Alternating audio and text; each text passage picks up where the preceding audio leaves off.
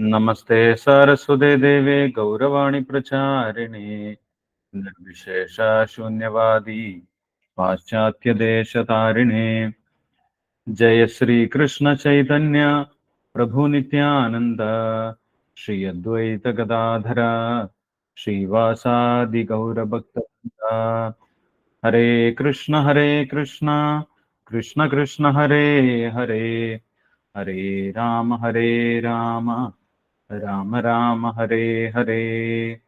ओम नमो भगवते वासुदेवाय। ओम नमो भगवते वासुदेवाय।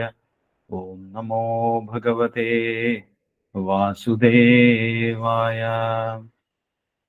ഹരേ കൃഷ്ണ. നമ്മൾ ഇവിടെ ഡിസ്കസ് ചെയ്യുന്നത് ഭഗവത്ഗീത യഥാരൂപമാണ്. ഇവിടെ നടക്കുന്നത് ഇസ്കോൺ ഗുരുവായൂരിന്റെ നേതൃത്വത്തിലുള്ള ഭഗവത്ഗീത ഓവർവ്യൂ ആണ്. 18 ദിവസം കൊണ്ട് ഓരോ ദിവസവും ഓരോ അധ്യായം നമ്മൾ ചർച്ച ചെയ്യുകയാണ്. ഇത് ഭഗവത്ഗീതയുടെ ഒരു അവലോകനമാണ്, ഗീതയുടെ വിശദമായിട്ടുള്ള പഠനമല്ല. ഓരോ അധ്യായത്തിലും എന്തൊക്കെയാണ് ഭഗവാൻ പറയുന്നത് എന്ന് ചുരുക്കത്തിൽ മനസ്സിലാക്കാൻ സഹായിക്കുന്ന ഒരു കോഴ്സാണ്. അതിന്റെ കഴിഞ്ഞ അധ്യായം, ആദ്യത്തെ അധ്യായം നമ്മൾ കഴിഞ്ഞ ദിവസം ചർച്ച ചെയ്തിട്ടുണ്ടായിരുന്നു. ഇന്ന് നമ്മൾ രണ്ടാമത്തെ അധ്യായമാണ് ചർച്ച ചെയ്യുന്നത്. രണ്ടാമത്തെ അധ്യായം നമ്മൾക്ക് നോക്കാം. ഈ രണ്ടാമത്തെ അധ്യായത്തിലാണ് യഥാർത്ഥ ഭഗവാൻ ഭഗവത്ഗീത ഉപദേശം ആരംഭിക്കുന്നത്. വളരെ പ്രധാനപ്പെട്ട അടിസ്ഥാനപരമായിട്ടുള്ള കാര്യങ്ങളൊക്കെ ഈ അധ്യായത്തിൽ നിന്ന് നമുക്ക് മനസ്സിലാക്കാൻ സാധിക്കും. രണ്ടാമത്തെ അധ്യായത്തിൽ ഭക്തിവേദാന്ത സ്വാമി ശീല പ്രഭുപാദ. ശബ്ദം കുറവാണ് പ്രഭുജി.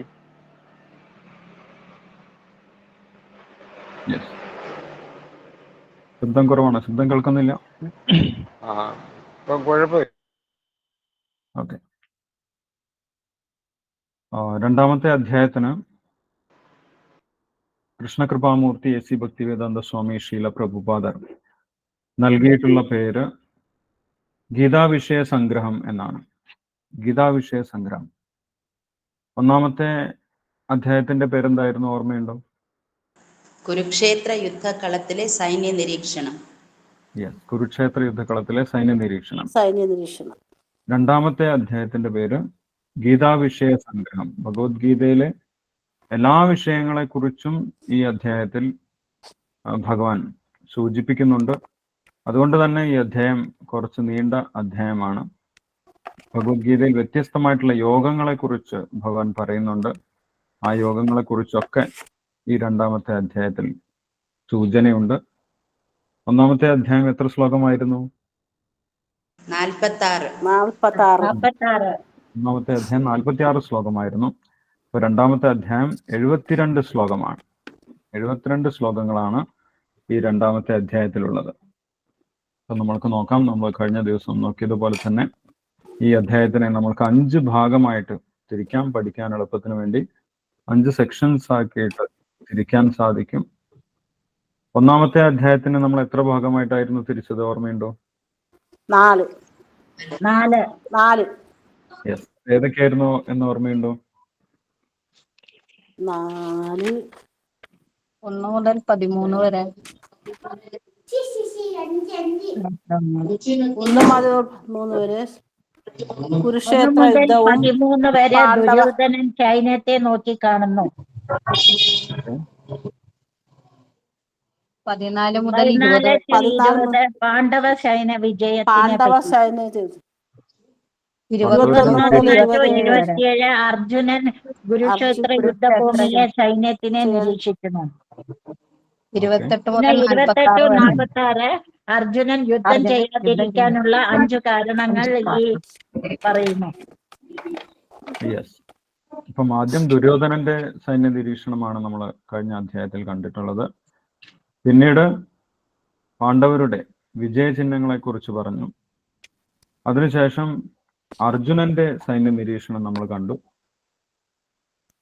അതിനുശേഷം അർജുനൻ യുദ്ധം ചെയ്യാതിരിക്കാനുള്ള 5 കാരണങ്ങളെ കുറിച്ച് നമ്മൾക്ക് മനസ്സിലായി.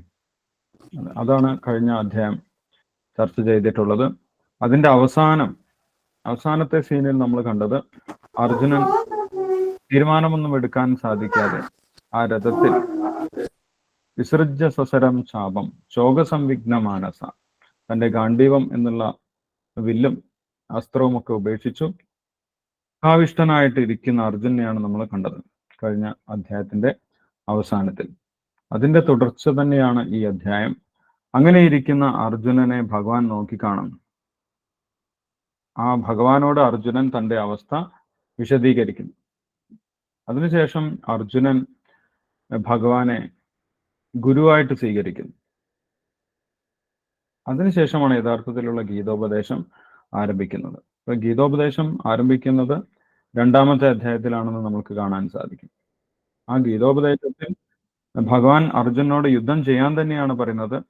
വ്യത്യസ്ത യോഗ പദ്ധതികളിലൂടെ നോക്കുന്ന സമയത്ത് അർജുനൻ യുദ്ധം ചെയ്തേ മതിയാകൂ എന്ന് ഭഗവാൻ അർജുനനെ കൺവിൻസ് ചെയ്യിക്കുകയാണ്. അത് നമുക്ക് ഈ അധ്യായത്തിൽ കാണാൻ സാധിക്കും. ഈ അധ്യായത്തിൽ 72 ശ്ലോകമാണ് ഉള്ളതെന്ന് നമ്മൾ പറഞ്ഞു. ഈ അധ്യായത്തിനെ നമ്മൾക്ക് 5 സെക്ഷൻസ് ആക്കിയിട്ട് 5 ഭാഗമായിട്ട് പഠനത്തിന് എളുപ്പത്തിനായിട്ട് തിരിക്കാൻ സാധിക്കും. ഈ ഭാഗമൊന്നും നമ്മൾ ചാപ്റ്റർ നോക്കുന്ന സമയത്ത് കാണാൻ സാധിക്കില്ല. അപ്പം ഇതെല്ലാം മുതിർന്ന ഭക്തന്മാര് ഭഗവത്ഗീത പഠിച്ചിട്ടുള്ള, ഗുരുപരമ്പരയിൽ നിന്ന് പഠിച്ചിട്ടുള്ള മുതിർന്ന ഭക്തന്മാര് നമ്മൾക്ക് എളുപ്പത്തിന് വേണ്ടി ഇങ്ങനെ സെക്ഷൻസ് ആക്കിയിട്ട് മനസ്സിലാക്കി തന്നിട്ടുള്ളതാണ്. ഭഗവത്ഗീത വായിക്കുന്ന സമയത്ത് ഇങ്ങനെയുള്ള ഭാഗമൊന്നും നമുക്ക് കാണാൻ സാധിക്കില്ല. പക്ഷെ ആ ഓരോ ഭാഗത്തിലും എന്തൊക്കെ വിഷയമാണ് പറയുന്നത് എന്ന് നമ്മൾ മനസ്സിലാക്കി വെച്ചാൽ നമ്മൾക്ക് വായിക്കുന്ന സമയത്ത് അത് എളുപ്പമായിരിക്കും. ഓക്കെ, അപ്പോൾ ഈ അധ്യായത്തിനെ നമ്മൾക്ക് 5 ഭാഗമായിട്ട് തിരിക്കാൻ സാധിക്കും. അതിൽ ആദ്യത്തെ ഭാഗം 1-ാമത്തെ ശ്ലോകം മുതൽ 10-ാമത്തെ ശ്ലോകം വരെ, 1-ാമത്തെ ശ്ലോകം മുതൽ 10-ാമത്തെ ശ്ലോകം വരെ ഉള്ള ഭാഗത്തിൽ എന്താണ് വിഷയമെന്ന് വെച്ച് കഴിഞ്ഞാൽ, ആദ്യത്തെ ഭാഗത്ത് ഭഗവാൻ അർജുനന്റെ അവസ്ഥ കണ്ട് ആശ്ചര്യപ്പെടുകയാണ്. അർജുനൻ ഇങ്ങനെ കരഞ്ഞിരിക്കുന്നത് ഇതുവരെ ഭഗവാൻ കണ്ടിട്ടില്ല. അപ്പോൾ അർജുനന്റെ അവസ്ഥ കണ്ട് ഭഗവാൻ ആശ്ചര്യപ്പെടുന്നു. അതിനുശേഷം അർജുനൻ തന്റെ അവസ്ഥ ഭഗവാനോട് വിവരിക്കുന്നു. തനിക്കൊരു തീരുമാനം എടുക്കാൻ പറ്റുന്നില്ല എന്നുള്ള അവസ്ഥ വിവരിക്കുന്നു. ഇതേ ഭാഗത്ത് തന്നെയാണ് 7-ാമത്തെ ശ്ലോകത്തിൽ അർജുനൻ ഭഗവാന്റെ ശിഷ്യത്വം സ്വീകരിക്കുന്നത്. 1-ാമത്തെ ഭാഗം എന്താണെന്ന് ചോദിച്ചു കഴിഞ്ഞാൽ, ഭഗവാൻ അർജുനന്റെ അവസ്ഥ കണ്ട് ആശ്ചര്യപ്പെടുന്നു. അർജുനൻ ഭഗവാനോട് തന്റെ അവസ്ഥ വിവരിക്കുന്നു. ഇതാണ് 1 മുതൽ 10 വരെയുള്ള ശ്ലോകങ്ങളിൽ നമുക്ക് കാണാൻ സാധിക്കുന്നത്. ആദ്യത്തെ ഭാഗം 1 മുതൽ 10 വരെയുള്ള ശ്ലോകങ്ങൾ ഭഗവാൻ അർജുനന്റെ അവസ്ഥ കണ്ട് ആശ്ചര്യപ്പെടുന്നു. അർജുനൻ തന്റെ അവസ്ഥ ഭഗവാനോട് വിവരിക്കുന്നു. ഇതാണ് 1 മുതൽ 10 വരെയുള്ള ശ്ലോകങ്ങൾ, ആദ്യത്തെ ഭാഗം. രണ്ടാമത്തെ ഭാഗത്തിൽ ഭഗവാൻ ഭഗവത്ഗീത ഉപദേശം ആരംഭിക്കുന്നു. അതിൽ ആദ്യത്തെ ഭാഗം 11 മുതൽ 30 വരെയുള്ള ശ്ലോകങ്ങൾ. 11 മുതൽ 30 വരെയുള്ള ശ്ലോകങ്ങളിൽ ഭഗവാൻ സാംഖ്യയോഗമാണ് ഉപദേശിക്കുന്നത്. 11 മുതൽ 30 വരെയുള്ള ശ്ലോകങ്ങളിൽ ഭഗവാൻ അർജുനന് സാംഖ്യയോഗം ഉപദേശിക്കുന്നു. 2-ാമത്തെ ഭാഗം എന്താണെന്ന് ചോദിച്ചു കഴിഞ്ഞാൽ സാംഖ്യയോഗമാണ്. 11 മുതൽ 30 വരെയുള്ള ശ്ലോകങ്ങൾ സാംഖ്യയോഗമാണ്. എന്താണ് സാംഖ്യയോഗം എന്നൊക്കെ നമ്മൾക്ക് ഈ ഭാഗം പറഞ്ഞതിന് ശേഷം അതിന് കൂടുതൽ കുറച്ച് ഡീറ്റെയിൽ ആയിട്ട് ഡിസ്കസ് ചെയ്യാം. അപ്പൊ ആദ്യം ഏതൊക്കെ ഭാഗമാണ് ഉള്ളത് എന്ന് നമുക്ക് പറഞ്ഞു പോകാം. 2-ാമത്തെ ഭാഗം 11 മുതൽ 30 വരെയുള്ള ശ്ലോകങ്ങളാണ് സാംഖ്യയോഗമാണ്. സാംഖ്യയോഗമാണ് ഭഗവാൻ അർജുനന് ഉപദേശിക്കുന്നത്. അതിനുശേഷം 31 മുതൽ 38 വരെയുള്ള ശ്ലോകങ്ങൾ മൂന്നാമത്തെ ഭാഗം 31 മുതൽ 38 വരെയുള്ള ശ്ലോകങ്ങൾ. അതിൽ ഭഗവാൻ അർജുനന് കർമ്മയോഗം ഉപദേശിക്കുന്നു.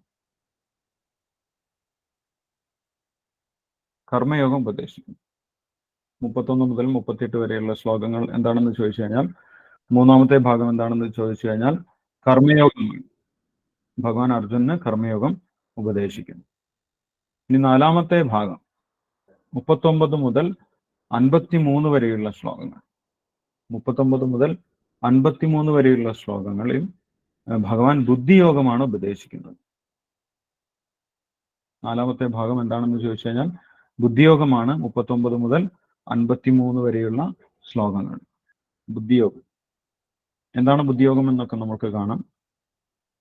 അതിനുശേഷം അവസാനത്തെ ഭാഗം, അഞ്ചാമത്തെ ഭാഗം 54 മുതൽ 72 വരെയുള്ള ശ്ലോകങ്ങൾ.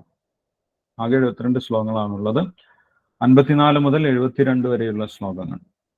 അവസാനത്തെ ഭാഗം, അഞ്ചാമത്തെ ഭാഗം, ആരാണ് സ്ഥിതപ്രജ്ഞൻ എന്നുള്ള ചോദ്യത്തിന് ഭഗവാൻ മറുപടി നൽകുകയാണ്. അവസാനത്തെ ഭാഗത്തിൽ സ്ഥിതപ്രജ്ഞന്റെ ലക്ഷണങ്ങളാണ് ഭഗവാൻ പറയുന്നത്. അവസാനത്തെ ഭാഗം എന്താണെന്ന് ചോദിച്ചു കഴിഞ്ഞാൽ 54-ാമത്തെ ശ്ലോകം മുതൽ 72-ാമത്തെ ശ്ലോകം വരെ സ്ഥിതപ്രജ്ഞന്റെ ലക്ഷണങ്ങൾ ഭഗവാൻ പറഞ്ഞു കൊടുക്കും. അഞ്ചാമത്തെ ഭാഗം സ്ഥിതപ്രജ്ഞന്റെ ലക്ഷണങ്ങൾ. ഇത്രയും കാര്യങ്ങളാണ് ഈ ഒരു രണ്ടാമത്തെ അധ്യായത്തിൽ പ്രധാനമായിട്ടും നമ്മൾക്ക് കാണാൻ സാധിക്കുന്നത്. ആദ്യത്തെ ഭാഗത്ത് അർജുനൻ കരഞ്ഞിരിക്കുന്നതായിട്ട് ഭഗവാൻ കാണുന്നു. അതിനുശേഷം നിനക്ക് എന്താണ് പറ്റിയത് എന്നുള്ള ഒരു സുഹൃത് ഭാവത്തിലുള്ള സംഭാഷണം ഭഗവാൻ സുഹൃത് ഭാവത്തിൽ അർജുനോട് സംസാരിക്കുന്നു.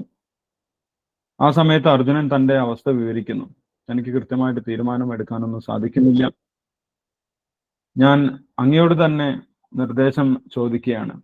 ശിഷ്യസ്തേഹം ചാതിമാം ത്വാം പ്രപന്ന എന്ന് പറഞ്ഞിട്ട് ഉപദേശം ചോദിക്കുകയാണെന്ന് പറഞ്ഞിട്ട് അർജുനൻ ഭഗവാനെ ശിഷ്യപ്പെടുന്നു, ഭഗവാനെ ഗുരുവായിട്ട് സ്വീകരിക്കുന്നു. അതിനുശേഷം 11-ാമത്തെ ശ്ലോകം മുതലാണ് ഭഗവാൻ ഭഗവത്ഗീത ഉപദേശം ആരംഭിക്കുന്നത്.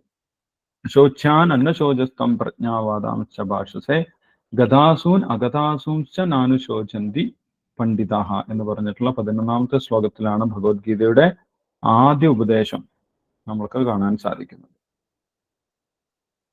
അതിൽ ആദ്യ ഭാഗം ഭഗവാൻ ഉപദേശിക്കുന്നത് സാഖ്യയോഗമാണ്. രണ്ടാമത്തെ ഭാഗം ഭഗവാൻ ഉപദേശിക്കുന്നത് കർമ്മയോഗമാണ്. മൂന്നാമത്തെ ഭാഗത്തിൽ ബുദ്ധിയോഗം. അവസാന ഭാഗം ഭഗവാൻ പറഞ്ഞു കൊടുക്കുന്നത് സ്ഥിതപ്രജ്ഞന്റെ ലക്ഷണങ്ങളാണ്. ഇത്രയാണ് ഈ രണ്ടാമത്തെ അധ്യായത്തിൽ നമുക്ക് കാണാൻ സാധിക്കുന്നത്. ഏതൊക്കെയാണ് ഭാഗം എന്ന് ക്ലിയർ ആണോ? വ്യക്തമാണോ?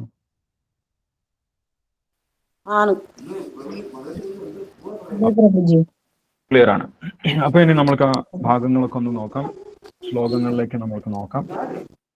ഒന്നാമത്തെ ശ്ലോകം, രണ്ടാമത്തെ അധ്യായത്തിൽ 1-ാമത്തെ ശ്ലോകം സഞ്ജയൻ പറയുന്നതാണ്. സഞ്ജയൻ അർജുനന്റെ ഒരു ചിത്രം നമ്മൾക്ക് നൽകുന്നു.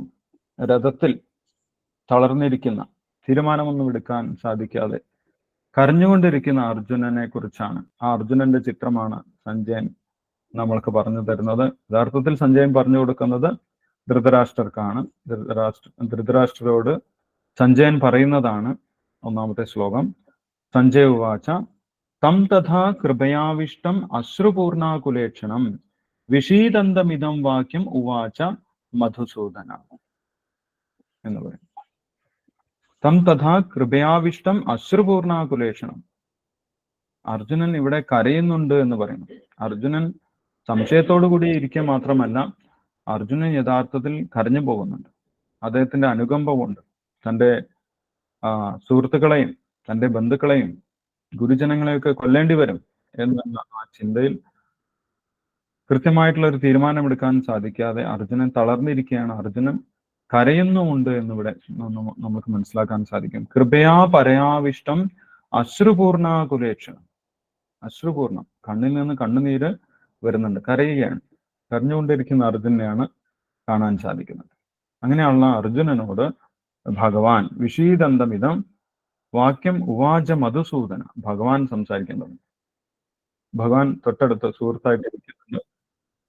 അപ്പൊ തന്റെ സുഹൃത്തായിട്ടുള്ള അർജുനൻ ഇങ്ങനെ കരയുന്നത് കണ്ട് ഭഗവാൻ എന്താണ് പറഞ്ഞത് എന്ന് നോക്കാം. 2-3 ശ്ലോകങ്ങളിൽ ഭഗവാൻ പറയുന്നതാണ് സുഹൃദ്ഭാവത്തിൽ. ഇതുവരെ അർജുനൻ ഭഗവാനെ ഗുരുവായിട്ട് സ്വീകരിച്ചിട്ടില്ല.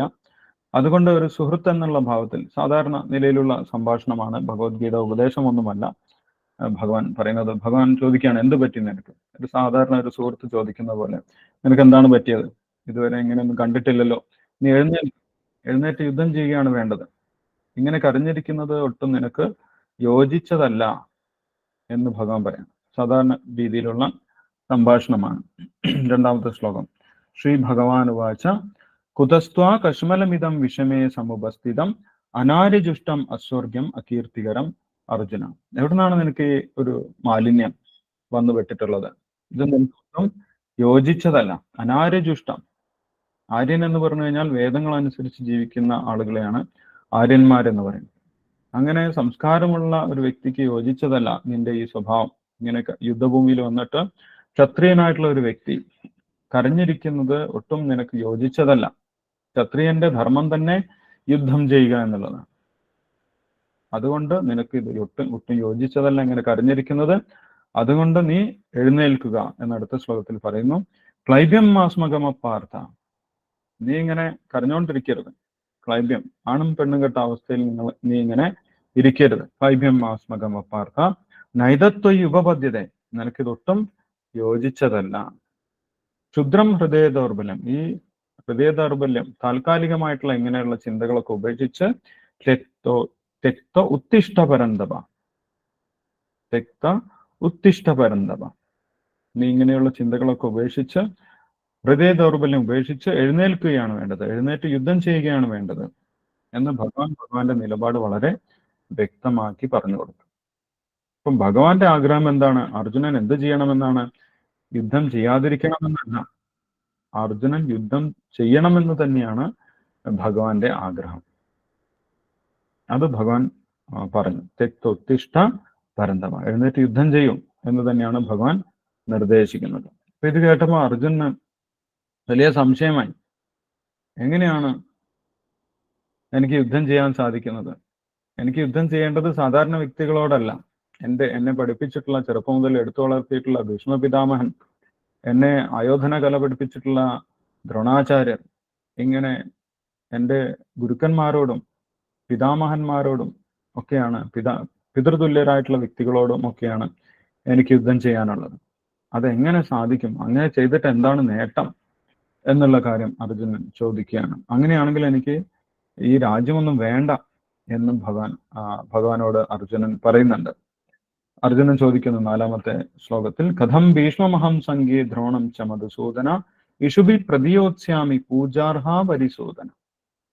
ഇവരെല്ലാം പൂജാർഹരാണ്, എൻ്റെ ഗുരുക്കന്മാർ.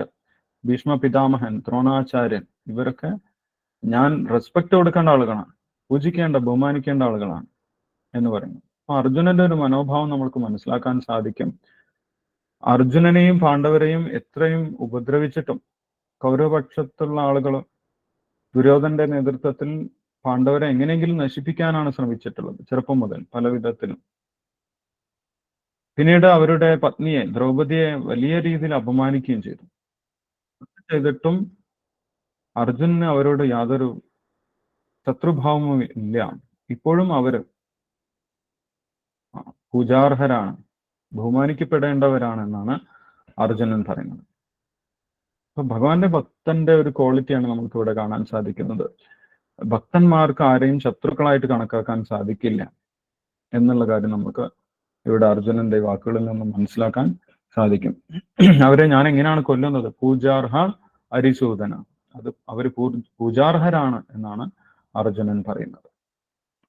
അവരെ കൊല്ലേണ്ട ആവശ്യം എന്താണ് എന്നാണ് അർജുനൻ ചോദിക്കുന്നത്. അപ്പൊ ഇങ്ങനെ 2 ചിന്തകൾ അർജുനന്റെ മനസ്സിൽ വരുന്നു. ഭഗവാൻ പറയുന്നു യുദ്ധം ചെയ്യണമെന്ന്. മാത്രമല്ല, ഞാൻ ഇതുവരെ യുദ്ധത്തിനായിട്ട് ഒരുങ്ങി വന്നിട്ടുള്ളതാണ്, യുദ്ധം ഒഴിവാക്കാൻ ശ്രമിച്ചിട്ടുള്ളതാണ്. പക്ഷെ എല്ലാവരും യുദ്ധത്തിനായി തയ്യാറെടുത്ത് വന്നിരിക്കുന്നു. അപ്പൊ അർജുനൻ ആകെ തീരെ തീരുമാനമെടുക്കാൻ പറ്റാത്ത അവസ്ഥയിൽ അർജുനൻ തുറന്നു പറയുകയാണ്, ഭഗവാനോട് തുറന്നു പറയുകയാണ്, എനിക്ക് തീരുമാനമെടുക്കാൻ സാധിക്കുന്നില്ല. യുദ്ധം ചെയ്യുകയാണോ വേണ്ടത്, യുദ്ധം ചെയ്യാതിരിക്കുകയാണോ വേണ്ടത് എന്ന് 6ാമത്തെ ശ്ലോകത്തിൽ നമുക്ക് കാണാൻ സാധിക്കും. ന ചൈതദിത്മ കതരന്നോ ഗരിയോ യദ്വാ ജയേമ യതിവാനോ ജയേയു യാനേവ ഹത്വാന ജിജീവിഷാമ തേ അവസ്ഥിത പ്രമുഖേ ധർത്തരാഷ്ട്ര. ഞാൻ യുദ്ധം ചെയ്ത് വിജയിക്കുകയാണോ വേണ്ടത്, അല്ലെങ്കിൽ അവരെ വിജയിക്കാൻ അനുവദിക്കുകയാണോ വേണ്ടത് എന്നൊന്നും എനിക്ക് കൃത്യമായിട്ട് തീരുമാനമെടുക്കാൻ സാധിക്കുന്നില്ല എന്ന് പറഞ്ഞിട്ട് അടുത്ത ശ്ലോകത്തിൽ, 7ാമത്തെ ശ്ലോകത്തിൽ ഭഗവാന് അർജുനൻ പൂർണ്ണമായിട്ടും ഭഗവാനെ ശരണം പ്രാപിക്കുന്നു. ഇവിടെ അർജുനൻ വലിയൊരു തീരുമാനമെടുത്തു എന്ന് നമുക്ക് കാണാൻ സാധിക്കും. നമ്മൾക്കും ജീവിതത്തിൽ വലിയ വലിയ സംശയങ്ങൾ ഉണ്ടാവാറുണ്ട്. എന്താണ് ചെയ്യേണ്ടത്, എന്താണ് ചെയ്യാൻ പാടില്ലാത്തത് എന്നൊക്കെ പറഞ്ഞിട്ട് പലപ്പോഴും ഓരോ സമയത്തും ഓരോ ഘട്ടത്തിലും നമ്മൾക്ക് സംശയങ്ങൾ ഉണ്ടാകും. അപ്പോൾ സംശയം ഉണ്ടാകുന്ന സമയത്ത് നമ്മൾ ഉയർന്ന ജ്ഞാനമുള്ള, നമ്മളെ ഗൈഡ് ചെയ്യാൻ സാധിക്കുന്ന വ്യക്തികളോട് അഭിപ്രായം ചോദിച്ച് ചെയ്യുന്നതാണ് നല്ലത്. അല്ലാതെ സ്വന്തമായിട്ട് എന്തെങ്കിലും ചെയ്യുന്നതിനേക്കാൾ നല്ലത് നമ്മളെ ഗൈഡ് ചെയ്യാൻ പറ്റുന്ന ഒരു ഗുരു നമ്മൾക്കുണ്ടായിരിക്കണം.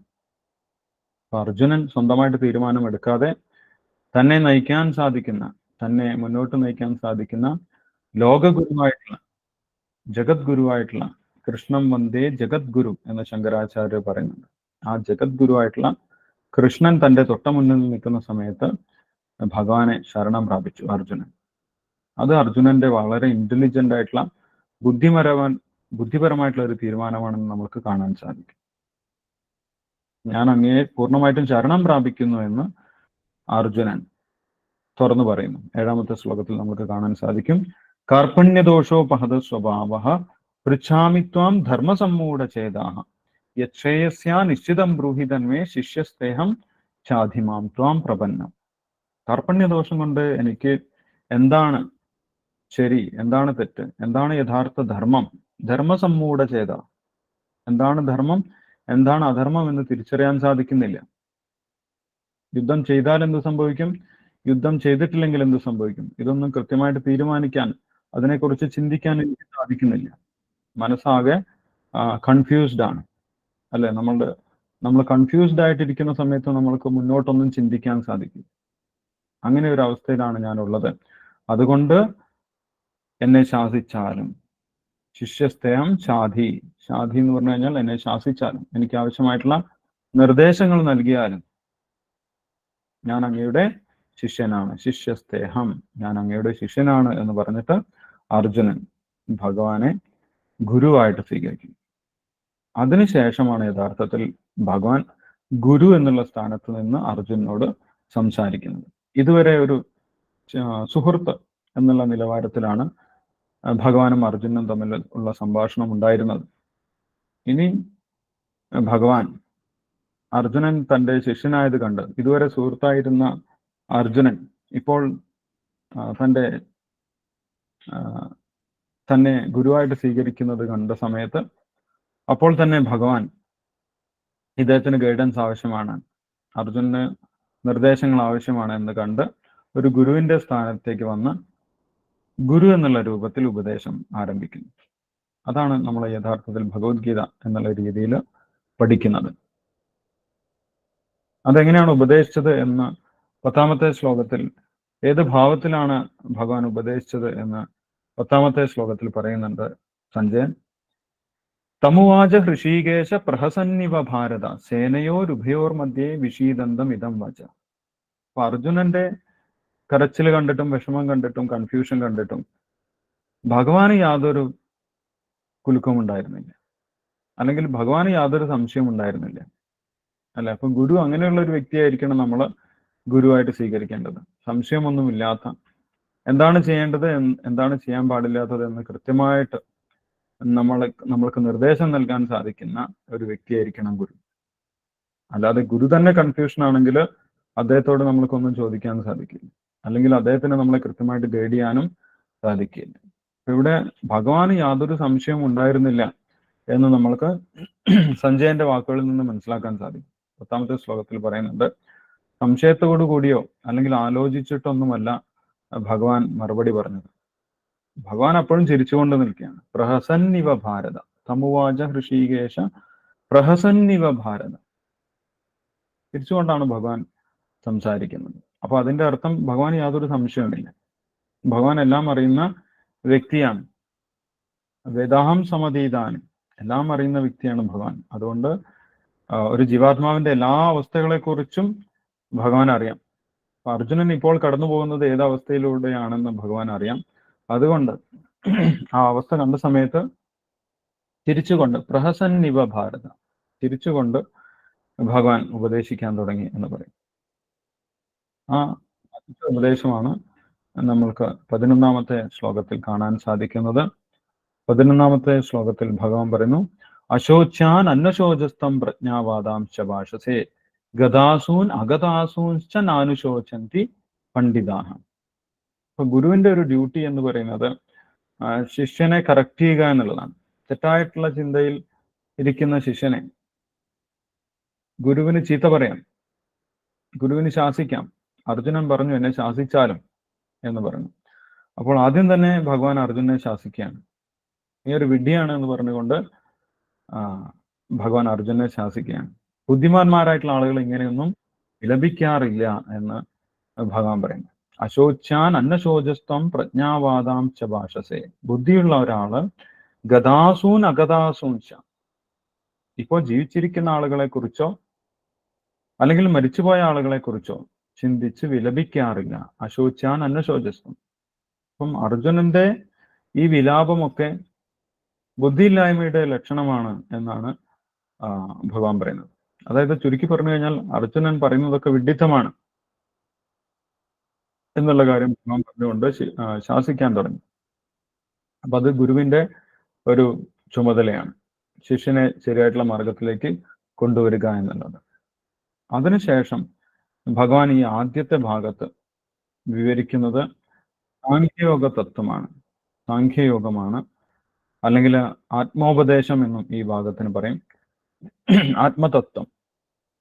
ആത്മതത്വമാണ് ഭഗവാൻ ആദ്യത്തെ ഭാഗത്ത് 11 മുതൽ 30 വരെയുള്ള ശ്ലോകങ്ങളിൽ ഭഗവാൻ പറയുന്നത് സാഖ്യയോഗം അല്ലെങ്കിൽ ആത്മതത്വോപദേശമാണ്. എന്താണ് ഈ സാഖ്യയോഗത്തിൽ ഉപദേശിക്കുന്നത്? 30-ാമത്തെ ശ്ലോകം വരെ എന്താണ് ഭഗവാൻ പറയുന്നത് എന്ന് നമ്മൾ നോക്കിക്കഴിഞ്ഞാൽ അതിൻ്റെ ഒരു പ്രധാന കണ്ടന്റ് ഇതാണ്. എന്താണ്? ജീവാത്മാവ് ഒരിക്കലും നശിക്കുന്നില്ല, ശരീരമാണ് നശിച്ചു പോകുന്നത്. ശരീരം നശിച്ചാലും ജീവൻ എപ്പോഴും നിലനിൽക്കും. ശരീരത്തിനെ മാത്രമേ നമ്മൾക്ക് നശിപ്പിക്കാൻ സാധിക്കുള്ളൂ, ജീവാത്മാവിനെ ഒരിക്കലും നശിപ്പിക്കാൻ സാധിക്കില്ല. ഹരേ കൃഷ്ണ പ്രഭുജി, കുറച്ച് സ്ലോ ആയിട്ട് പറയാ, എഴുതാൻ പറ്റുന്നില്ല, സ്പീഡ് അധികം. യെസ്, എല്ലാ പോയിന്റ്സും നമുക്ക് നോട്ട് ചെയ്യാൻ സാധിക്കില്ല, റെക്കോർഡ് അവൈലബിൾ ആണ്. ഈ അധ്യായം കുറച്ച് കൂടുതലുണ്ട്, 72 ശ്ലോകസ് ആണ്. റെക്കോർഡേഴ്സ് കേൾക്കുന്ന സമയത്ത് നമ്മൾക്ക് പോസ് ചെയ്ത് കേൾക്കാം. ഓക്കെ പ്രഭുജി. ഹരേ കൃഷ്ണ. യെസ്, അപ്പോൾ യെസ്, എന്താണ് നമ്മൾ പറഞ്ഞത്? പ്രഭുജി, യെസ്, കേൾക്കാൻ പറ്റുന്നില്ല, ഉച്ചത്തിൽ പറയാമോ പ്രഭുജി? യെസ്, കേൾക്കാൻ പറ്റുന്നില്ല. കേൾക്കുന്നുണ്ട്. നമ്മുടെ ഡിവൈസിൽ കുറച്ച് വോളിയം കൂട്ടി വെച്ചാൽ മതി. കേൾക്കുന്നു. ഓക്കെ. അപ്പോൾ ഈ ഒരു ഭാഗത്ത്, സാഖ്യയോഗം എന്നുള്ള ഭാഗത്ത് ഭഗവാൻ പറയുന്നത് ശരീരമാണ് നശിച്ചു പോകുന്നത്, ജീവാത്മാവ് ഒരിക്കലും നശിച്ചു പോകുന്നില്ല എന്നുള്ള കാര്യമാണ് പറയുന്നത്. 11 മുതൽ 30 വരെയുള്ള ശ്ലോകം നമ്മൾ നോക്കിക്കഴിഞ്ഞാലും അതിലേത് ശ്ലോകം നമ്മൾക്ക് കുറച്ച് ശ്ലോകങ്ങൾ എടുത്തു നോക്കാം. എല്ലാ ശ്ലോകവും നമ്മൾക്ക് നോക്കാനുള്ള സമയമുണ്ടാവുകയില്ല. ഏത് ശ്ലോകം 11 മുതൽ 30 വരെയുള്ള ഏത് ശ്ലോകം നമ്മൾ എടുത്തു നോക്കിക്കഴിഞ്ഞാലും നമുക്ക് കാണാൻ സാധിക്കുന്നത് ഈ ശരീരം മാത്രമേ നശിക്കുന്നുള്ളൂ. ശരീരം നശിച്ചാലും നമ്മുടെ ജീവൻ നിലനിൽക്കും, ജീവാത്മാവ് ഒരിക്കലും നശിക്കുന്നില്ല. അതായത് നമ്മൾ മരിച്ചു കഴിഞ്ഞാലും നമ്മൾ നിലനിൽക്കും എന്നാണ് ഭഗവാൻ പറയുന്നത്. അതാണ് ഈ സാഖ്യയോഗത്തിന്റെ കാതലായിട്ട് ഭഗവാൻ നമ്മൾക്ക് പറഞ്ഞു തരുന്നത്. ഏതെങ്കിലും ഒരു ശ്ലോകം നമ്മൾ നോക്കിക്കഴിഞ്ഞാൽ 11 മുതൽ 30 വരെയുള്ള ശ്ലോകങ്ങൾ എടുത്തു നോക്കിക്കഴിഞ്ഞാൽ അവിടെയൊക്കെ നമ്മൾക്ക് കാണാൻ സാധിക്കും. ഭഗവാൻ പറയുന്നു, 17-ാമത്തെ ശ്ലോകത്തിൽ ഭഗവാൻ പറയുന്നു, അവിനാശിതു തദ്വിദ്ധി യേന സർവമിതം തദം വിനാശം അവ്യസ്യാസ്യ ന കശ്ചിത് കർത്തും അർഹതി. ശരീരത്തിൽ വ്യാപിച്ചിരിക്കുന്ന ആ ബോധത്തിന് ഒരിക്കലും നാശമില്ല. അത് ശരീരം നശിച്ചു കഴിഞ്ഞാലും നിലനിൽക്കും, അതിനെ ആർക്കും ഒന്നും ചെയ്യാൻ സാധിക്കില്ല എന്നാണ് ഭഗവാൻ പറയുന്നത്. അപ്പം സാഖ്യയോഗത്തില് ഈ ഭാഗത്ത് എന്താണ് ഭഗവാൻ പറയുന്നത് എന്ന് ചോദിച്ചു കഴിഞ്ഞാൽ ശരീരവും ജീവനും അല്ലെങ്കിൽ ജീവാത്മാവും തമ്മിലുള്ള വ്യത്യാസമാണ് സാഖ്യയോഗത്തിൽ ഭഗവാൻ നമ്മൾക്ക് ഉപദേശിച്ചു തരുന്നത്, അല്ലെങ്കിൽ അർജുനന് ഉപദേശിച്ചു കൊടുക്കുന്നത്. അപ്പൊ അർജുനന്റെ വിഷമം എന്താണ്? ഞാൻ എല്ലാവരും കൊല്ലുകയാണ്, ഞാൻ കൊന്നു കഴിഞ്ഞാൽ അവരെല്ലാവരും നശിച്ചു പോകും, അവരെല്ലാവരും ഇല്ലാതായി പോകും എന്നുള്ളതാണ് അർജുനന്റെ ഒരു ദുഃഖം. അങ്ങനെ ദുഃഖിക്കേണ്ട ആവശ്യമില്ല എന്നാണ് ഈ സാങ്കേതികത്തിലൂടെ ഭഗവാൻ പറയാൻ ഉദ്ദേശിക്കുന്നത്. എന്താണ് കാരണം? യുദ്ധം നടത്തി കഴിഞ്ഞാലും അവരുടെ ജീവൻ നിലനിൽക്കും, അവരുടെ ജീവാത്മാവ് നിലനിൽക്കും. അപ്പൊ യുദ്ധത്തിൽ, ധർമ്മയുദ്ധത്തിൽ മരിച്ചത് കൊണ്ട് അവർക്ക് ഉന്നതമായിട്ടുള്ള ശരീരം ലഭിക്കുകയാണ് ചെയ്യുന്നത്. ധർമ്മയുദ്ധത്തിൽ പങ്കെടുത്ത് മരിക്കുന്നവർക്കൊക്കെ ഉയർന്ന ശരീരം കിട്ടുമെന്നാണ് ശാസ്ത്രം പറയുന്നത്, വേദങ്ങളിൽ പറയുന്നത്. അതുകൊണ്ട് ധർമ്മയുദ്ധത്തിൽ പങ്കെടുത്ത് മരിക്കുന്ന അവർക്കൊക്കെ ഉയർന്ന തരത്തിലുള്ള ശരീരം കിട്ടുന്നത് കൊണ്ട് നീ അതിനെക്കുറിച്ച് ദുഃഖിക്കേണ്ട ആവശ്യമില്ല. ഇവിടെ നശിക്കുന്നത് എന്താണ്? നശിക്കുന്നത് ശരീരമാണ്. അത് യുദ്ധം ചെയ്തിട്ടില്ലെങ്കിലും നശിക്കുമെന്നാണ് പറയുന്നത്. അല്ല, യുദ്ധത്തിൽ പങ്കെടുത്തത് കൊണ്ട് മാത്രമല്ല ശരീരം നശിക്കുന്നത്, ശരീരം അല്ലെങ്കിലും നശിക്കും. നശിച്ചുകൊണ്ടിരിക്കുന്നതാണ് ശരീരം, പക്ഷെ ജീവാത്മാവ് ഒരിക്കലും നശിക്കുന്നില്ല. അതുകൊണ്ട് ഈ ധർമ്മയുദ്ധം ചെയ്യുന്നതിൽ നീ ദുഃഖിക്കേണ്ട ആവശ്യമില്ല എന്നുള്ളതാണ് ഈ ഭാഗത്തുള്ള ഒരു പോയിന്റ്. അപ്പൊ സാങ്ക്യ ശാസ്ത്രപ്രകാരവും നിനക്ക് യുദ്ധം ചെയ്യാം, നീ യുദ്ധം ചെയ്യുക തന്നെയാണ് വേണ്ടത് എന്നാണ് ഭഗവാൻ ഇവിടെ നിർദ്ദേശിക്കുന്നത്. ഇവിടെ 18ാമത്തെ ശ്ലോകത്തിൽ ഭഗവാൻ പറയുന്നു, അന്തവന്ത ഇമേ ദേഹ നിത്യസ്യോക്ത ശരീരിണ അനാശിനോ അപ്രമേയസ്യ തസ്മാത് യുദ്ധസ്വ ഭാരത. അന്തവന്ത ഇമേ ദേഹ, ഈ ശരീരമാണ് നശിക്കുന്നത്. നിത്യസ്യോക്ത ശരീരിണ, ശരീരത്തിനകത്തിരിക്കുന്ന ആള്, ജീവൻ ശരീരത്തിനകത്തിരിക്കുന്ന ആള് ഒരിക്കലും നശിക്കുന്നില്ല എന്ന് ഭഗവാൻ പറയും. അല്ലെ? അപ്പം നമ്മൾ പഠിക്കാത്ത ഒരു വിഷയത്തിനെ കുറിച്ചാണ് ഭഗവാൻ പറയുന്നത്. നമ്മൾ ചെറുപ്പം മുതൽ സ്കൂളുകളിലും കോളേജുകളിലും ഒക്കെ പഠിക്കുന്നത് എന്തിനെ കുറിച്ചാണ്? ശരീരത്തിനെ കുറിച്ചും ശരീരവുമായി ബന്ധപ്പെട്ട കാര്യങ്ങളെ കുറിച്ചാണ് നമ്മൾ പഠിക്കുന്നത് എല്ലാ സമയത്തും. ഇവിടെ ഭഗവാൻ എന്തിനെ കുറിച്ചാണ് പറയുന്നത്? ആ ശരീരത്തിനെ നിയന്ത്രിക്കുന്ന ജീവാത്മാവിനെ കുറിച്ചാണ് നമ്മൾ പഠിക്കാത്ത വിഷയം. സ്കൂളുകളിലോ കോളേജിലോ യൂണിവേഴ്സിറ്റിയിലോ ഒന്നും പഠിപ്പിക്കുന്നില്ല ജീവനെ കുറിച്ച്. ആ ജീവനെ കുറിച്ചാണ് ഭഗവാൻ ഇവിടെ പറയുന്നത്. ആ ജീവൻ ഒരിക്കലും നശിക്കുന്നില്ല എന്നുള്ള കാര്യം ഭഗവാൻ പറയുന്നു. അതുകൊണ്ട് നീ ദുഃഖിക്കേണ്ട ആവശ്യമില്ല. നിന്റെ ആയുധങ്ങൾ കൊണ്ടൊന്നും ഈ ജീവനെ നശിപ്പിക്കാൻ സാധിക്കില്ല എന്നുള്ള കാര്യം ഭഗവാൻ പറയുന്നുണ്ട്. അർജുനൻ ചോദിക്കുന്നുണ്ട്, ശുഭി പ്രതിയോത്സാമി പൂജാർഹാം അരിസൂദന, ഞാൻ എൻ്റെ അമ്പ് കൊണ്ട് എങ്ങനെയാണ് അവരെ കൊല്ലുന്നത് എന്ന് അർജുനൻ ചോദിക്കുന്നുണ്ട്. അപ്പം ഭഗവാൻ പറയുന്നു, നിന്റെ അമ്പുകൾ കൊണ്ട് അവരെ ഒന്നും ചെയ്യാൻ സാധിക്കില്ല. ജീവാത്മാവിനെ ആയുധങ്ങൾ കൊണ്ടൊന്നും ചെയ്യാൻ സാധിക്കില്ല എന്ന് ഭഗവാൻ എടുത്തു പറയുന്നുണ്ട്. അത് നമ്മൾക്ക് കാണാൻ സാധിക്കും ഇവിടെ 23ാമത്തെ ശ്ലോകത്തിൽ. നൈനം ചിന്തന്തി ശസ്ത്രാണി നൈനം ദഹതി പാവക ന ചൈനം ക്ലേദയന്ത്യാപോ ന ശോഷയതി മാരുത. ആ ജീവനെ നിനക്ക് ആയുധങ്ങൾ കൊണ്ട് നശിപ്പിക്കാനോ, അല്ലെങ്കിൽ ജലം കൊണ്ട് കുതിർക്കാനോ, കാറ്റുകൊണ്ട് ശോഷിപ്പിക്കാനോ, അഗ്നി കൊണ്ട് കത്തിച്ചു കളയാനോ ഒന്നും സാധിക്കില്ല.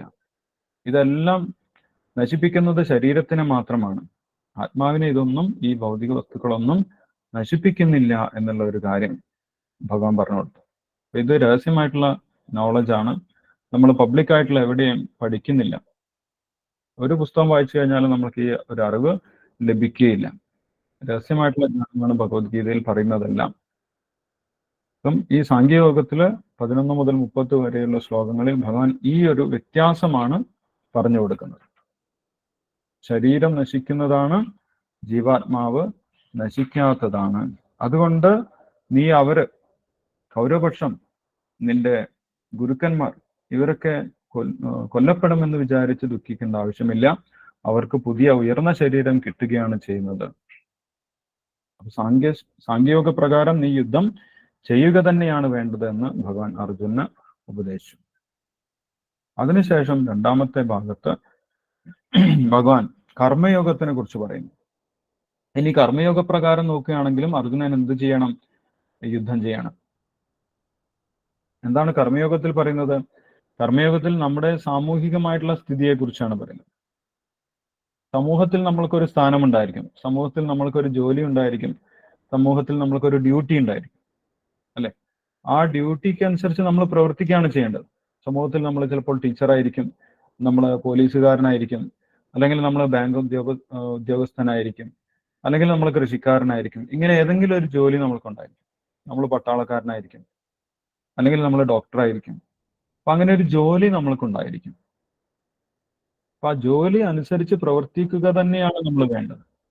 അത് നമ്മൾ നിർത്തിപ്പോയി കഴിഞ്ഞാൽ സമൂഹത്തിലുള്ള ആളുകൾ നമ്മളെ ഒന്നിനും കൊള്ളാത്ത ആളായിട്ട് കണക്കാക്കുകയാണ് ചെയ്യുക.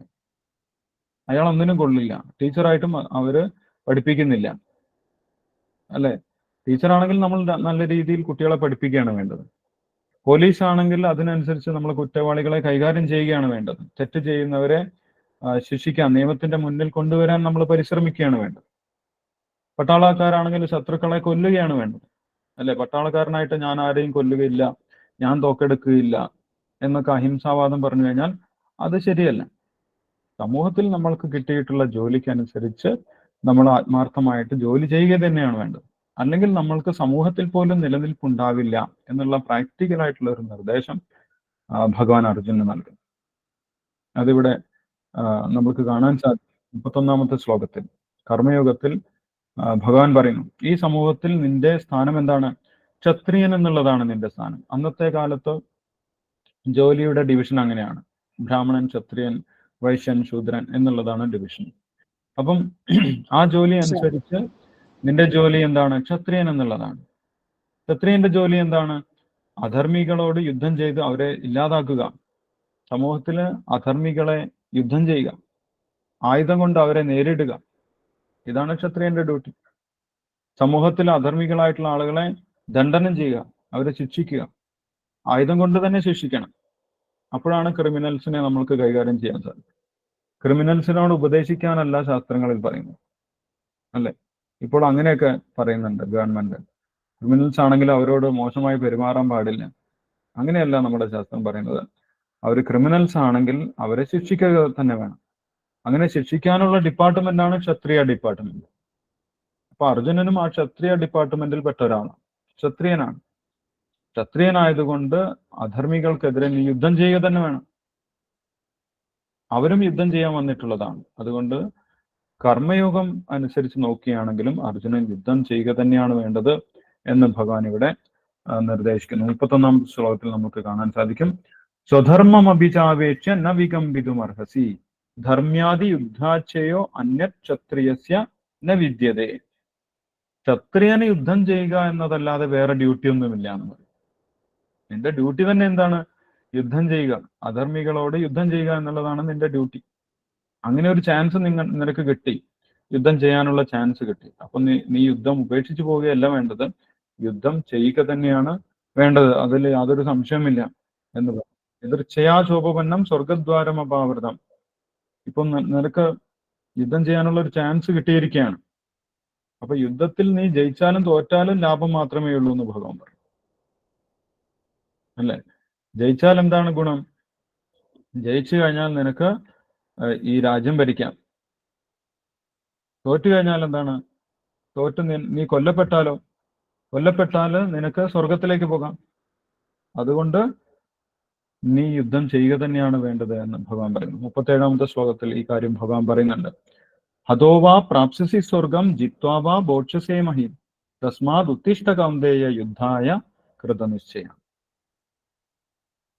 ഹതോവാ പ്രാപ്സ്യസി സ്വർഗം. നീ യുദ്ധത്തിൽ കൊല്ലപ്പെട്ടു കഴിഞ്ഞാൽ നിനക്ക് നഷ്ടപ്പെടാനൊന്നുമില്ല. എന്താണ്? ധർമ്മയുദ്ധത്തിൽ പങ്കെടുത്തത് കൊണ്ട് ക്ഷത്രിയൻ എന്നുള്ള നിലയ്ക്ക് നീ സ്വർഗത്തിലേക്ക് പോകും, ഉയർന്ന ലോകത്തിലേക്ക് പോകും. ഇനി ജയിച്ചാൽ എന്താണ് നഷ്ടമുള്ളത്? ജയിച്ചാലും യാതൊരു നഷ്ടമില്ല. നിനക്ക് ഈ രാജ്യം, സമൃദ്ധമായിട്ടുള്ള വിശാലമായിട്ടുള്ള രാജ്യം, ഈ ഭാരതം മുഴുവൻ ഭരിക്കാനുള്ള അവസരം കിട്ടും. അതുകൊണ്ട് രണ്ടും നഷ്ടമല്ല എന്ന് പറഞ്ഞു. ഇനി നീ യുദ്ധം ചെയ്യാതെ നിർത്തിപ്പോവുകയാണെങ്കിൽ, യുദ്ധം ചെയ്യാതെ നീ പോവുകയാണ്, നിന്റെ മനോഭാവമൊക്കെ നല്ലതാണ്. എന്താണ്? കൗരവർ പക്ഷത്തുള്ളവർ നീ ബഹുമാനിക്കുന്ന ആളുകളാണ്, നിന്റെ പിതൃക്കളാണ്, നിന്റെ ആചാര്യന്മാരാണ്. ആ മനോഭാവമൊക്കെ കൊള്ളാം. പക്ഷെ അവർ നിന്നെ കാണുന്നത് അങ്ങനെ ആയിരിക്കില്ല. നീ അവരോടുള്ള അനുകമ്പ കൊണ്ട് യുദ്ധം ഉപേക്ഷിച്ചു പോയി, നീ ഒരു മഹാത്മാവാണ് എന്നൊന്നും ആരും പറയാൻ പോകുന്നില്ല. അവരെന്താണ് പറയുക? നീ പേടിച്ച് യുദ്ധം വിട്ടുപോയി എന്നാണ് അവർ പറയുക. ഭയാദ്രണാത് ഉപരതം മംസ്യന്തേ ത്വാം മഹാരഥ. 35-ാമത്തെ ശ്ലോകത്തിൽ പറയും. അപ്പൊ യഥാർത്ഥത്തിൽ ഓരോ വ്യക്തികളുടെയും മെന്റാലിറ്റി ഭഗവാൻ അറിയാം. ഓരോരുത്തരും മറ്റുള്ളവരെ കുറിച്ച് എന്താണ് ചിന്തിക്കുന്നത്. തന്റെ ഭക്തനായിട്ടുള്ള അർജുനെ കുറിച്ച് കൗരവർ എന്ത് ചിന്തിക്കും എന്ന് അർജുനന് പറഞ്ഞു കൊടുത്തു. ഭഗവാൻ പറഞ്ഞു കൊടുത്തു. എന്താണ് പറഞ്ഞു കൊടുത്തത്? ഭയാദ്രണാത് ഉപരതം മംസ്യന്തേ ത്വാം മഹാരഥ. നീ വലിയ മനസ്സുള്ളത് കൊണ്ട് യുദ്ധം ഉപേക്ഷിച്ചു പോവുകയാണ്. പക്ഷെ അവരെന്താണ് നിന്നെ കുറിച്ച് പറയുക? നീ പേടിച്ചു പോയതാണെന്ന് പറയും. നീ ഇത്രയും വലിയ സൈന്യത്തിനെ മുന്നേ കണ്ട സമയത്ത് യുദ്ധം ചെയ്യാൻ പേടിച്ചു പോയി. അത് നിനക്ക് ജീവിതകാലം മുഴുവൻ വലിയൊരു മോശപ്പേരായിരിക്കും. അത് ഭഗവാനും മോശപ്പേരായിരിക്കും. കാരണം എന്താണ്? ഭഗവാന്റെ സുഹൃത്താണ്. ഭഗവാന്റെ സുഹൃത്തായിട്ട് പോലും അർജുനൻ പേടിച്ചു പോയെന്ന് ആളുകൾ പറയും.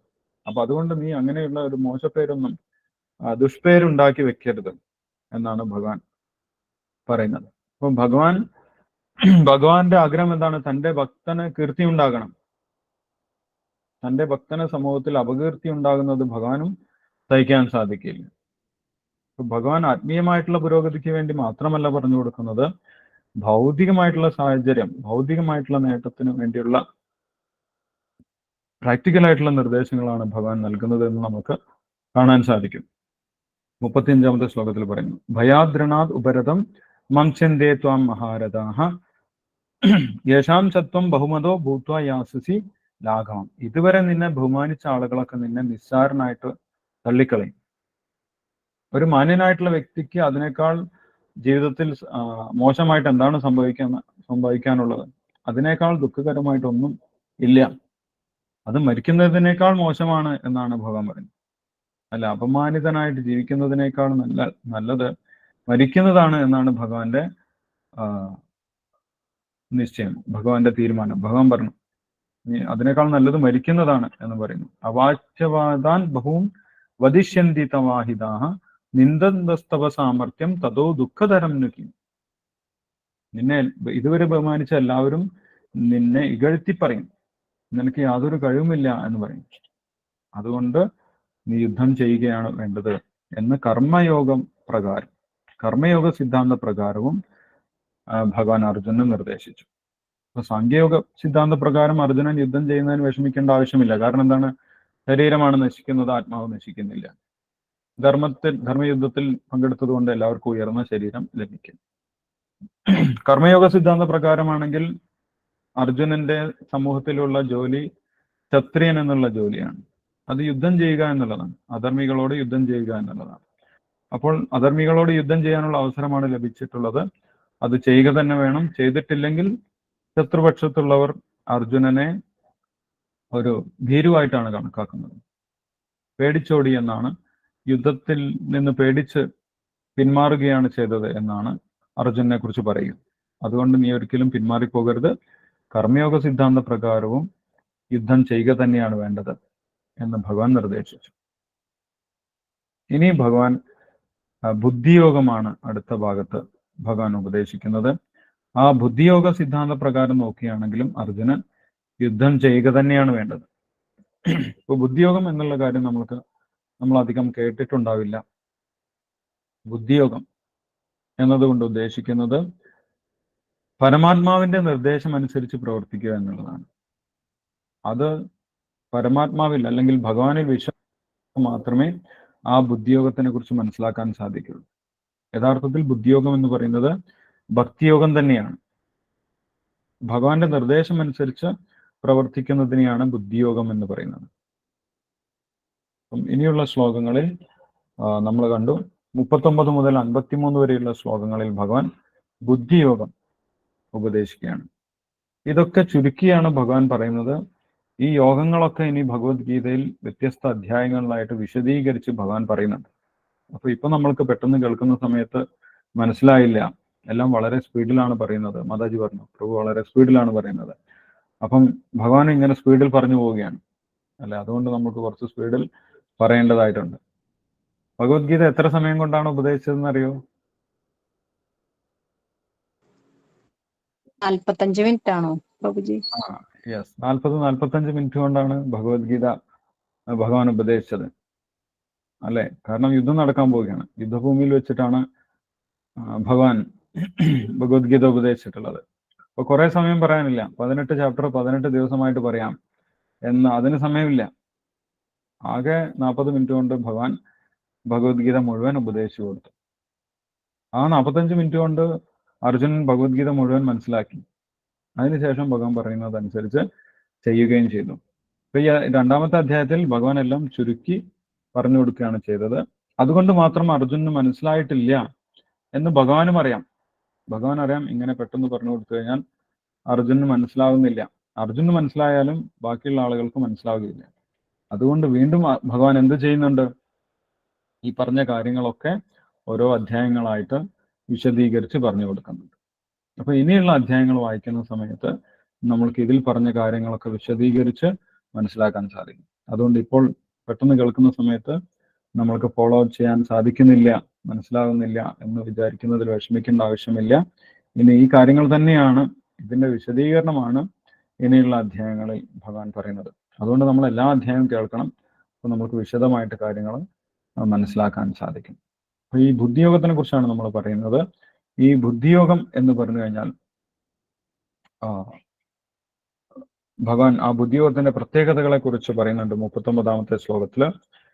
ഏഷാ അഭിദ്യ സാഖ്യേ ബുദ്ധിർയോഗേത്തി മാം ശൃണു ബുദ്ധ്യായുക്തോ യയാ പാർത്ഥ കർമ്മബന്ധം പ്രഹാസ്യസി.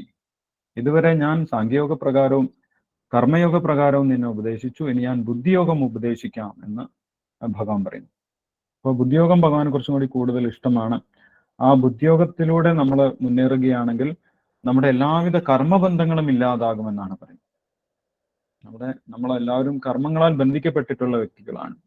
ആ കർമ്മബന്ധങ്ങളൊക്കെ ഇല്ലാതായി നമ്മൾക്ക് മോക്ഷം ലഭിക്കുമെന്നാണ് പറയുന്നത്. മോക്ഷം ലഭിച്ച് ഭഗവാന്റെ അടുത്തേക്ക് തിരിച്ചു പോകാൻ സഹായിക്കുന്ന വളരെ ഉയർന്ന ഒരു തരം യോഗമാണ് ബുദ്ധിയോഗം.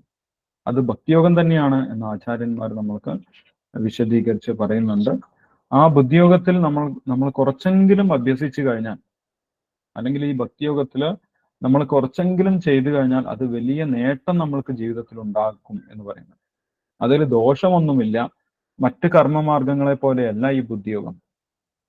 സ്വൽപ്പമപ്യസ്യ ധർമ്മസ്യ ത്രായതേ മഹതോ ഭയാൽ എന്ന് ഭഗവാൻ 40ാമത്തെ ശ്ലോകത്തിൽ പറയുന്നു. 2ാമത്തെ അധ്യായത്തില് 40ാമത്തെ ശ്ലോകത്തിൽ ബുദ്ധിയോഗത്തിന്റെ പ്രത്യേകതയാണ് പറയുന്നത്. അപ്പൊ അർജുനൻ ബുദ്ധിയോഗം സ്വീകരിക്കണമെന്നാണ് ഭഗവാൻ വിചാരിക്കുന്നത്. കാരണം എന്താണ്? അത് നേരിട്ട് ഭഗവാനിൽ നിന്നുള്ള നിർദ്ദേശം കേൾക്കുകയാണ്. ഭഗവാന്റെ നിർദ്ദേശം അനുസരിച്ച് പ്രവർത്തിക്കുന്നതിനെയാണ് ബുദ്ധിയോഗം എന്ന് പറയുന്നത്. അപ്പൊ ഭഗവാന്റെ നിർദ്ദേശം എന്താണെന്ന് ഇവിടെ ഭഗവാൻ വ്യക്തമാക്കി കഴിഞ്ഞു അല്ലെ? ഭഗവാന്റെ നിർദ്ദേശം എന്താണ്? അർജുനൻ യുദ്ധം ചെയ്യണമെന്നാണോ അല്ലെങ്കിൽ യുദ്ധം ചെയ്യരുത് എന്നാണോ? യുദ്ധം ചെയ്യണം എന്നാണ്. യുദ്ധം ചെയ്യണം എന്ന് തന്നെയാണ് ഭഗവാന്റെ നിർദ്ദേശം. അപ്പൊ അർജുനൻ യുദ്ധം ചെയ്തു കഴിഞ്ഞാൽ അത് എന്തുമായി? ബുദ്ധിയോഗമായി. കാരണം എന്താണ്? ഭഗവാന്റെ നിർദ്ദേശമുണ്ട്. ഭഗവാന്റെ നിർദ്ദേശം യുദ്ധം ചെയ്യുക എന്നുള്ളതാണ്. അർജുനൻ യുദ്ധം ചെയ്തു കഴിഞ്ഞാൽ അത് ബുദ്ധിയോഗം അനുസരിക്കുന്നതിന് തുല്യമാണ്.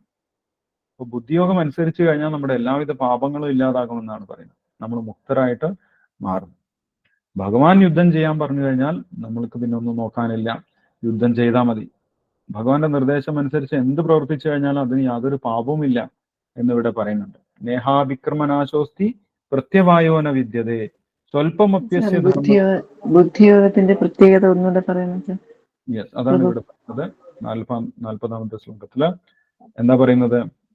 നേഹാവിക്രമനാശോസ്തി പ്രത്യവായോന വിദ്യതേ. കർമ്മബന്ധങ്ങൾ ഇല്ലാതായി നമ്മൾക്ക് മോക്ഷം ലഭിക്കും. മോക്ഷം ലഭിച്ച് ഭഗവാന്റെ അടുത്തേക്ക് തിരിച്ചു പോകാൻ സാധിക്കും.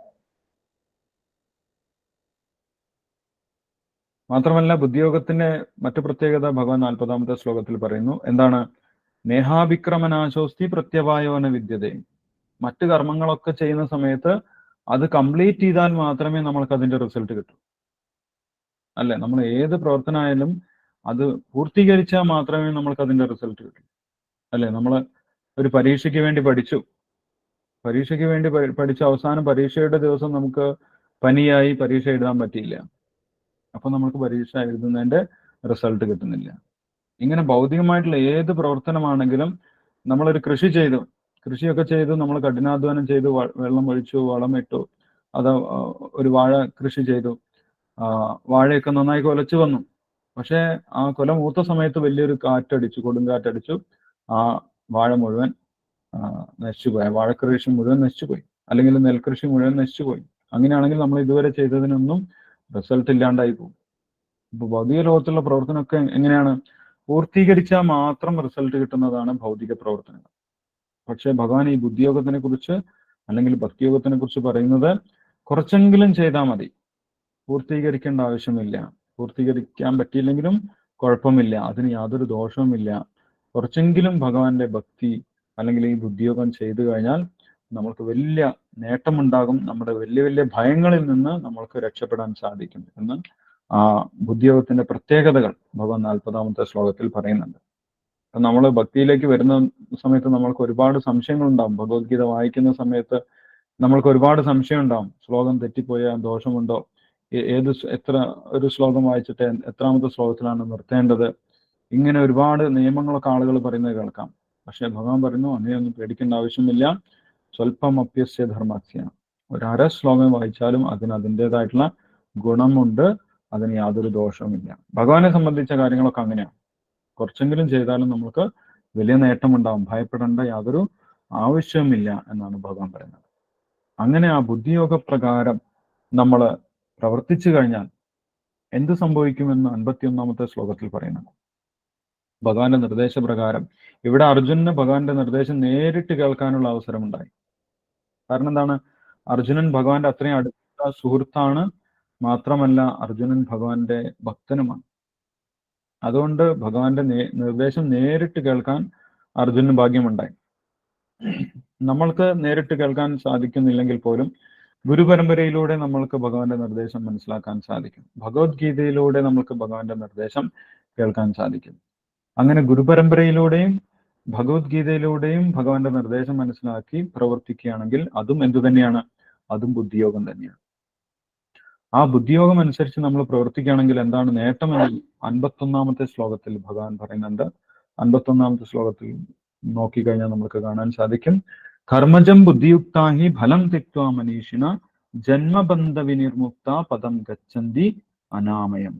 ഇങ്ങനെ ഈ ബുദ്ധിയോഗം അനുസരിച്ച് നമ്മൾ പ്രവർത്തിച്ചു കഴിഞ്ഞാൽ എന്ത് സംഭവിക്കും? ജന്മബന്ധ വിനിർമുക്ത.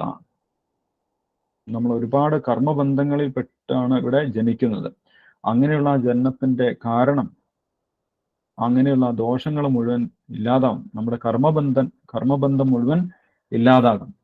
ജന്മബന്ധ വിനിർമുക്ത പദം ഗച്ഛന്തി അനാമയം. നമ്മൾക്ക് മോക്ഷം ലഭിക്കും. മോക്ഷം ലഭിച്ച് പദം ഗച്ഛന്തി അനാമയം, ഭഗവാന്റെ ധാമത്തിലേക്ക്, പരമമായിട്ടുള്ള ധാമത്തിലേക്ക് തിരിച്ചു പോകാൻ സാധിക്കും. എങ്ങനെയാണെങ്കിൽ ഭഗവാൻ ഭഗവത്ഗീതയിലൂടെ നിർദ്ദേശിക്കുന്ന കാര്യങ്ങൾ അനുസരിച്ച് പ്രവർത്തിക്കുകയാണെങ്കിൽ, ബുദ്ധിയോഗം അനുസരിച്ച് പ്രവർത്തിക്കുകയാണെങ്കിൽ എന്ന് പറഞ്ഞു. അത് ബുദ്ധിയോഗത്തിന്റെ പ്രാധാന്യമാണ് ഇവിടെ ഭഗവാൻ പറഞ്ഞു തരുന്നത്, അല്ലെങ്കിൽ ഭക്തിയോഗത്തിന്റെ പ്രാധാന്യമാണ്. അത് ഭക്തിയോഗമാണ് എന്നൊക്കെ നമ്മൾക്ക് പിന്നീടുള്ള അധ്യായങ്ങളിൽ നിന്ന് മനസ്സിലാക്കാൻ സാധിക്കും. ഇപ്പൊ ഇവിടെ ആ ബുദ്ധിയോഗം ഉപദേശ സമയത്ത് ഭഗവാൻ ബുദ്ധിയോഗം അനുസരിച്ച് പ്രവർത്തിക്കുന്ന ഒരു വ്യക്തി സ്ഥിതപ്രജ്ഞനാണ്, ബുദ്ധി ഉറച്ച ഒരു വ്യക്തിയാണ് എന്ന് എടുത്തു പറയുന്നുണ്ട്. സ്ഥിതപ്രജ്ഞൻ, ബുദ്ധിയോഗം അനുസരിച്ച് പ്രവർത്തിക്കുന്ന വ്യക്തിയെ ഭഗവാൻ എന്ത് വിളിച്ചു? സ്ഥിതപ്രജ്ഞൻ എന്ന് വിളിച്ചു. അപ്പോൾ അർജുനൻ ചോദിക്കുന്നുണ്ട്, ഈ സ്ഥിതപ്രജ്ഞനെ എങ്ങനെയാണ് മനസ്സിലാക്കുന്നത്? സ്ഥിതപ്രജ്ഞന്റെ ലക്ഷണങ്ങൾ എന്തൊക്കെയാണ് എന്ന് അർജുനൻ ചോദിക്കുന്നുണ്ട്. ആ സ്ഥിതപ്രജ്ഞന്റെ ലക്ഷണങ്ങളാണ് അവസാന ഭാഗത്ത് ഭഗവാൻ പറയുന്നത്. 54 മുതൽ 72 വരെയുള്ള ശ്ലോകങ്ങളിൽ സ്ഥിതപ്രജ്ഞന്റെ വ്യത്യസ്തമായിട്ടുള്ള ലക്ഷണങ്ങളാണ് ഭഗവാൻ പറയുന്നത്. നമുക്ക് കാണാൻ സാധിക്കും. ആരാണ് സ്ഥിതപ്രജ്ഞൻ എന്ന് ഭഗവാൻ പറയുന്നു. 55-ാമത്തെ ശ്ലോകം മുതൽ, പ്രജഹാദി യഥാകാമാൻ സർവാൻ പാർത്ഥ മനോഗതാൻ ആത്മന്യേവാത്മനാദുഷ്ട സ്ഥിതപ്രജ്ഞസ്തോച്ചതേ. ഈ ഭൗതിക ലോകത്ത് ഒരുപാട് ദുഃഖങ്ങൾ 56-ാമത്തെ ശ്ലോകത്തിൽ പറയുന്നു. ദുഃഖേഷ് അനവിഘ്നമനാഹ സുഖേഷു വിഗത സ്പൃഹ വീതരാഗ ഭയക്രോധ സ്ഥിതധീർ മുനിരുച്ചത. ഈ ഭൗതിക ലോകത്ത് ജീവിക്കുന്ന സമയത്ത് ഒരുപാട് ദുഃഖങ്ങൾ നമ്മൾ അലട്ടുന്നുണ്ട്, ഒരുപാട് പ്രശ്നങ്ങൾ നമ്മൾക്കുണ്ട്, ഒരുപാട് ടെൻഷൻ നമ്മൾക്കുണ്ട്. പക്ഷെ സ്ഥിതപ്രജ്ഞനായി കഴിഞ്ഞാൽ, അല്ലെങ്കിൽ ഭഗവാന്റെ നിർദ്ദേശം അനുസരിച്ച് പ്രവർത്തിക്കാൻ തുടങ്ങിക്കഴിഞ്ഞാൽ അങ്ങനെയുള്ള ദുഃഖങ്ങളൊന്നും നമ്മളെ ബാധിക്കാതെയാകും. എല്ലാ ദുഃഖങ്ങൾക്കും നടുവിലും, വലിയ വലിയ ദുഃഖങ്ങൾക്കും നടുവിൽ പോലും നമ്മൾക്ക് സ്ഥിരമായിട്ട് നമ്മുടെ മനസ്സിനെ നിർത്തി മുന്നോട്ട് പോകാൻ സാധിക്കും. അങ്ങനെയുള്ള ഒരു അവസ്ഥയ്ക്കാണ് സ്ഥിതപ്രജ്ഞാവസ്ഥ എന്ന് പറയുന്നത്. അത് എങ്ങനെയാണ് ലഭിക്കുന്നത്? ഭഗവാന്റെ നിർദ്ദേശം അനുസരിച്ച് പ്രവർത്തിക്കുമ്പോഴാണ് ലഭിക്കുന്നത്.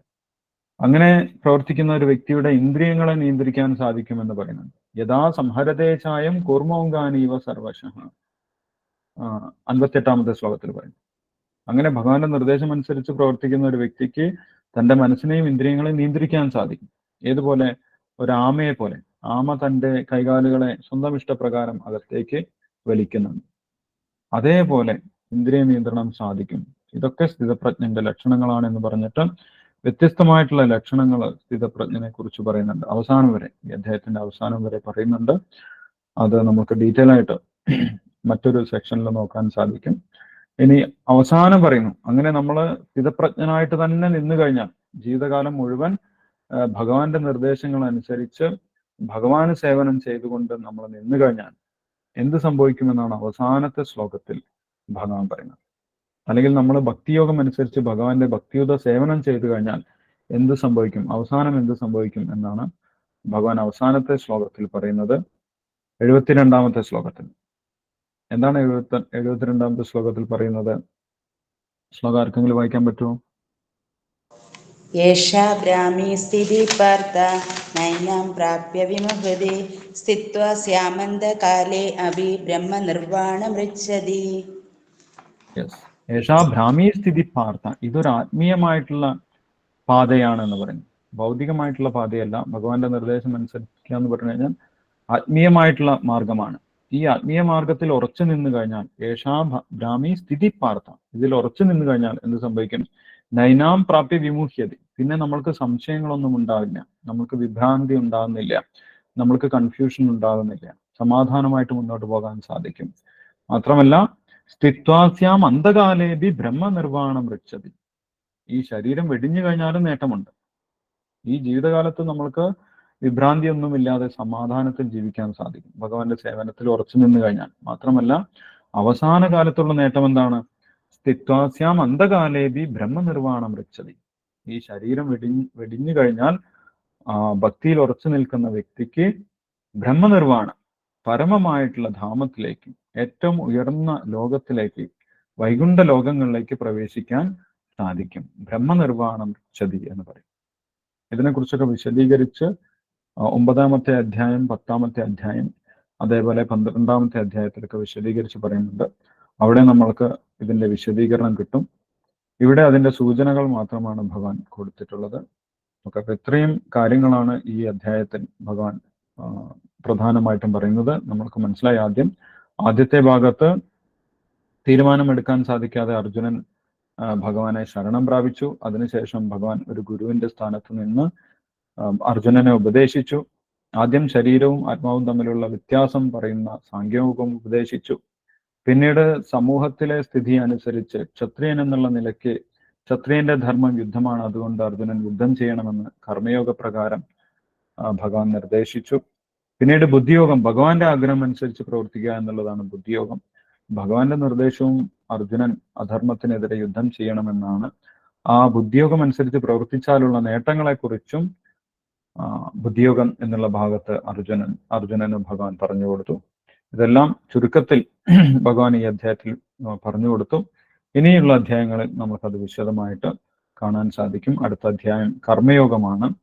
കർമ്മയോഗം അനുസരിച്ച് അർജുനൻ എന്താണ് ചെയ്യേണ്ടത് എന്ന് അടുത്ത അധ്യായത്തിൽ ഭഗവാൻ പറയുന്നുണ്ട്. അത് നമുക്ക് അടുത്ത ദിവസം നോക്കാം.